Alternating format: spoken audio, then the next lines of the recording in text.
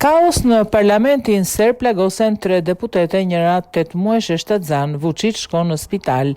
Kryetaria e parlamentit të Serbisë, Ana Brnabić, konfirmoi sot se 3 deputet janë plagosur dhe njëra prej tyre ndodhet në rrezik për jetën në spital pas kaosit që shpërtheu në kuvend.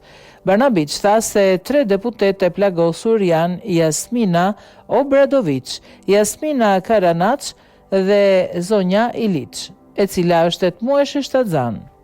Obradović, 63 vjeç, ekonomiste diplomuar, ka qenë deputete që nga viti 2012. Ajo ka pësuar një goditje në kokë nga bomba që u hodh nga partia Djalas dhe aktualisht është në gjendje të rëndë duke luftuar për jetën e saj.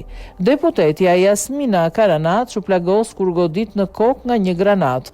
Ajo spërkat me sprejnë dhe u godit në kokë me një shishe, teksa pësoi dëmtime të rënda fizike.